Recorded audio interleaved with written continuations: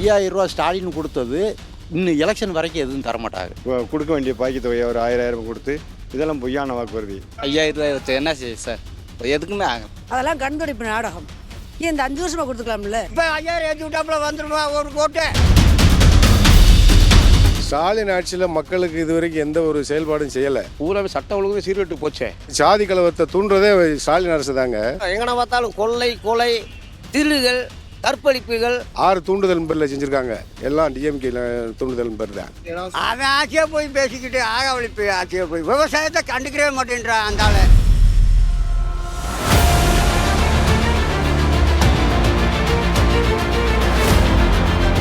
ஐயா சொல்ற வாக்குறுதி எல்லாமே நல்லா இருக்கு. அதாவது அவர் சொல்கிறத செஞ்சுருவாங்க. அப்படி அறிவிப்பு முத்தான திட்டங்க. எடப்பாடி அவர்கள் தமிழ்நாட்டில் நிறைய செய்ய காத்திருக்கார்கள். இந்த வட்டம் திமுக ஆட்சியை கண்டிப்பாக ஒழிச்சு காட்டுவோம். உறுதியாக எடப்பாடி தான் முதல்வராக வருவார். கண்டிப்பாக எடப்பாடி வரை 26 ஆட்சி அமைப்பார். மக்கள் தான் எஜமானர்கள், மக்கள் தான் முடிவு செய்யக்கூடியவர்கள். சட்டமன்ற பொதுத் தேர்தலில் அனைத்து இந்திய அண்ணா திராவிட முன்னேற்ற கழகம் ஆட்சி அமைப்பது உறுதி உறுதி உறுதி. எடப்பாடியார் சமீபத்தில் தேர்தல் வாக்குறுதிகள் அறிவிச்சிருக்காங்க. அது மக்கள் மத்தியில் எந்த அளவுக்கு வரவிருக்கத்தக்கன வாக்குறுதிகள் தான் பூராமே. ஐயா சொல்ற வாக்குறுதி எல்லாமே நல்லா இருக்கு. நாங்கள் என்னைக்குமே ரெட்டாளை தான். இன்னைக்கு தான் இல்லை, என்னைக்கு ரெட்டாளை தான். உறுதியாக எடப்பாடி வருவார். அது எந்த மாற்றமும் கிடையாது. அதாவது அவர் சொல்கிறத செஞ்சுருவாங்க. இதைத்தான் செய்ய முடியுமா கரெக்டாக செஞ்சு கொடுக்குறாங்க. சூப்பராக இருக்கு, சூப்பராக இருக்கு. எடப்பாடி சொன்னதும் நல்லா இருக்கு. எடப்பாடிக்கு தான் ஆள் நல்லா நிறைய இருக்காங்க. அதை பற்றி கவலையே கிடையாது. எல்லா அவருடைய அறிவிப்பும் கூட மக்களுக்கு தேவையான அறிவிப்பு தான். அது பஸ்ஸுடைய ஆண்களுக்கு கொடுத்தது பிரியானது, அப்புறம் சிலிண்டரு அதெல்லாம் 6 சிலிண்டரு இப்போ மக்களுக்கு சேருது. அப்படி அறிவிப்பு முத்தான திட்டங்க தான். எடப்பாடி இருந்தான்னா ரெட்டலையை வச்சு எவ்வளவோ செஞ்சுருக்கா. இந்த பொங்கலுக்கு கூட அவங்க டிஎம்கேக்காரங்க ஒன்றுமே செய்யலை. இப்போ அவர் எடுத்த உடனே மகளிருக்கு 2000 ரூபா சொன்னது அது சொன்ன உடனே அப்படியே டோட்டலாக சேஞ்ச் ஆகி போச்சு. அது ஒன்று. திருப்பி 10,000 ரூபா அனௌன்ஸ் பண்ணார்ல, அது ஒன்று. இப்படி ஒவ்வொரு திட்டங்கள் சொல்ல சொல்ல மக்கள் மத்தியில் ஒரே பரபரப்பு. அப்படிங்கும்போது இந்த திமுக ஆட்சியை வீட்டுக்கு அனுப்புறதுக்கு அவங்க ஆயத்தமாயிட்டாங்க மக்கள்.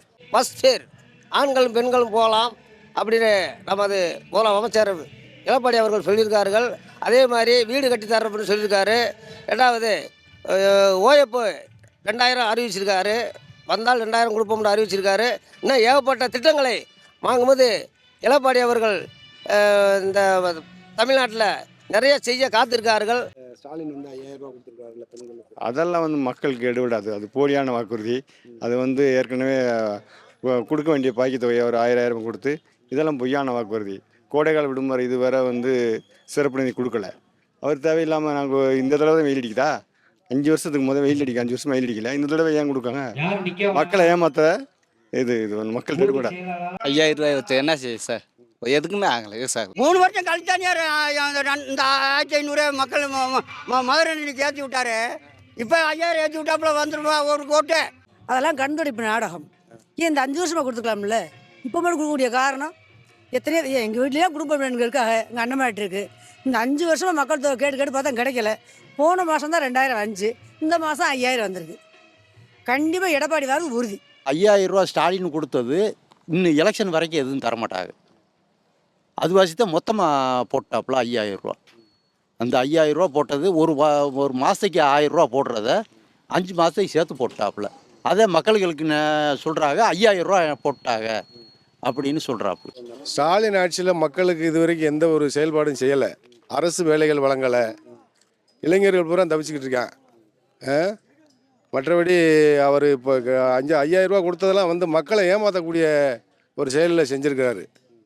நம்மளுக்கு இன்னும் கொடுக்க வேண்டிய நிலுவைத் தொகை 28000 ரூபா இருக்குது. இன்னும் அவர் கொடுக்க வேண்டிய நிலுவைத் தொகையை மக்கள் உரிமை தொகை எத்தனை வருஷமாக கொடுத்துட்டு இருக்காரு, எத்தனை மாதமாக கொடுத்துருக்காரு, அதெல்லாம் மக்கள் மத்தியில் எல்லாத்துக்குமே தெரியும். சும்மா இப்போதைக்கு 5000 ரூபாய் ஏற்றி விட்டதுனால மக்கள் ஓட்டு போட்டுருவாங்கன்னு நம்புறாரு. 1,31,31,00,000 பேருக்கு தான் இந்த உரிமை தொகையை கொடுத்துக்கிட்டு இருக்காங்க. மிச்சம் இருக்க மக்கள்லாம் அவங்கெல்லாம் இருக்காங்கல்ல, அவங்களுக்கெல்லாம் சேர்த்து கொடுக்கணும்ல. இப்போ நாங்களே போய் கிராமத்தில் போய் நிறைய இடத்துல நாங்கள் போய் கேட்டு செஞ்சுருக்கோம். இந்த மாதிரி எப்படி இருக்குன்னு கேட்டதுக்கு அவங்க சொன்ன பதில் என்னன்னா, வருஷம் கோடை வருதுல்ல, அப்போலாம் அவருக்கு தெரியலையா, இது என்ன எலெக்ஷன் வந்த உடனே இப்போ எப்படி ஒரு கோடை வரும், இந்த வார்த்தையை எல்லா மக்களும் எல்லாருமே சொல்லிட்டாங்க. அப்படிங்கும்போது இந்த 5000 ரூபா கொடுத்தது வந்து அவங்களுக்கு ஒரு மேட்டரே கிடையாது. எல்லாருமே அந்த இதில் மக்கள் வந்து விழிப்புணர்வோடு இருக்காங்க. என்னதான் அவங்க இன்னும் கொடுத்தாலும் இப்போ வந்து அதுக்கு பிறகு என்னென்னமோ கொடுக்கணும்னு சொல்கிறாங்க. அதில் எந்த விதமும் அவங்க இது செயல்படாது. தொடர்ந்து வன்முறை நடந்துட்டு இருக்கு. திருநெல்வேலியில் இந்த நாள் மர்டர் நடந்தது. ஆமா. வேகமான இது. இது யார் ஆட்சியில் நடக்குது? ஸ்டாலின் ஆட்சியில் தானே நடந்துக்கிட்டு இருக்கு. அதெல்லாம் வன்முறையை தூண்டி மத கலவரத்தை உருவாக்கி சாதி கலவரத்தை தூண்டுறதே ஸ்டாலின் அரசு தாங்க. பூராவே சட்டம் ஒழுங்கு சீர்கெட்டு போச்சே. மெயினே அதே, பெண்களுக்கு பாதுகாப்பு கிடையாது. ஒரு சின்ன குழந்தையிலேருந்து வயசானவங்க வரைக்கும் யாருமே வெளியில் நடமாட முடியல. எல்லாருமே பார்த்தீங்கன்னா எப்படா இந்த ஆட்சி முடியும், எப்படா அதிமுக ஆட்சி வருன்ற ஒரே வெறியில் ஃபுல்லாகவே எல்லாருமே ஒரு ஆயத்தமாக இருக்காங்க. அப்படிங்கும்போது எப்போ இந்த தேதி அறிவிப்பாங்கன்ற அந்த ஒரு வெறியிலே இருக்காங்க எல்லாருமே. சட்ட ஒழுங்கு ஸ்டாலின் ஆட்சி வந்து ரொம்ப சட்ட ஒழுங்கு பூரா எங்கன பார்த்தாலும் கொள்ளை, கொலை, திருடுகள், கற்பழிப்புகள் இத்தனையெல்லாம் ஸ்டாலின் ஆட்சியிலே, திராவிட முன்னேற்ற ஆட்சியிலே நடந்து கொண்டு இருக்கிறது. கடைசியாக ஓட்டு வாங்குறதுக்காக எதோ பண்ணி செஞ்சு அவர் பொய்யான செய்தி, பொய்யான வாக்குறுதிகள். மணப்புறம் கோயிலெல்லாம் ஒரு காவலரை வந்து அடித்து கொலையும் செஞ்சு விட்டாங்க. அது யார் அரசில் செஞ்சுருக்காங்க? 6 தூண்டுதல் பேரில் செஞ்சுருக்காங்க. எல்லாம் டிஎம்கே தூண்டுதல் பேர் தான். அவன் ஆட்சியை போய் பேசிக்கிட்டு ஆகவழிப்பு ஆட்சியை போய் விவசாயத்தை கண்டுக்கவே மாட்டேன்றான் அந்த ஆள். நாங்கள் விவசாய ஆளுங்க, என்ன அதிமுக எம்ஜிஆர் ரசிகர்கள். அவர் உதயகுமார் இந்த திருமங்கலத்தில் 3 வட்டம் ஜெயிச்சுக்கிட்டே வருவார், இன்னும் ஜெயிப்பார். உங்கள் தொகுதி நீங்கள் திருமங்கலம் திருமங்கலம் தொகுதியில் யாருக்கு? ஒரு உதயகுமார்னு தான் மாற்றியமாக நிற்பார். அவர் எந்த இதுக்கு வந்தாலும் சரி, எந்த ஊருக்குள்ளே நுழைஞ்சாலும் சரி, எதுனாலும் கொடுக்காம போக மாட்டார். உதயகுமார் எங்கள் வீட்டு பிள்ளை மாதிரி. அவரை நாங்கள் வேற ஒருத்தரை பார்க்கல, எங்கள் வீட்டில் ஒருத்தரை தான் பார்க்குறோம்.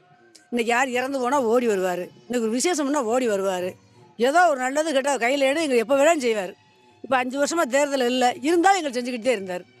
கண்டிப்பாக அவர் வருவாருங்க நம்பிக்கை எங்களுக்கு இருக்குது. இந்த தொகுதியில் வந்து எத்தனையோ எம்எல்ஏதுக்கு முன்னாடி வந்திருக்காங்க, செஞ்சுருக்காங்க. இவர் மாதிரி எந்த நேரமும் தொகுதியில் சுற்றிக்கிட்டே தான் இருப்பாங்க. ஏதாவது ஒரு பக்கம் போயிட்டு வந்துருப்பாங்க. போகிறப்ப சுமார் ஒவ்வொரு தடவையும் நலத்திட்டங்கள், ஏதாவது ஒரு நலத்திட்ட உதவி கொடுத்துக்கிட்டே இருப்பார். இன்றைக்கி வர்றாரு அப்படின்னா ஏதாவது ஒரு நலத்திட்ட உதவி ஏதாவது ஒன்று செஞ்சுக்கிட்டே இருப்பார். எப்போ வருவாருன்ற ஒரு இதிலே இருப்பாங்க. இன்றைக்கி வந்திருக்காரு அப்படின்ற அந்த ஒரு இதிலே இருப்பாங்க. அப்படிங்கும்போது மற்ற எம்எல்ஏலாம் போய் நேராக பார்க்க முடியாது, செய்ய முடியாது. இவரை எப்போ வேணாலும் பார்க்கலாம். இவர் தூங்குகிற நேரம் பார்த்தீங்கன்னா 2 மணி நேரம் 3 மணி நேரம் தான் இருக்கும். அதே எப்படின்னு சொல்ல முடியாது, அவ்வளவு இதாக இருப்பாருண்ணே. அப்படிங்கும்போது அதையும் சொல்லிட்டல, இவர் முன் உதாரணம்ன்ற விவரத்தையும் சொல்ல முடியும். முன்ன இருந்த ஆட்சி வந்து நம்மளுக்கு எதுவும் நல்லது கிடைக்கல அப்படின்னும்போது நம்மளுக்கு எடப்பாடி வந்தால் நல்லா இருக்குங்க சார். உறுதியாக வந்து எடப்பாடி தான் முதல்வராக வருவார். கண்டிப்பாக வந்து எடப்பாடியார் 26 ஆட்சி அமைப்பாருங்க.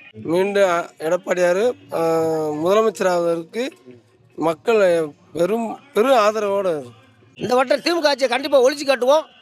வாங்கும்போது நமது எடப்பாடி அவர்கள் அமோக வெற்றி வச்சு பதவியில் உட்காருவார். அரசியல்ல உண்மையா என்னதான் நடக்குது தெரிஞ்சுக்க நாளை நமதே சேனலை சப்ஸ்கிரைப் பண்ணுங்க.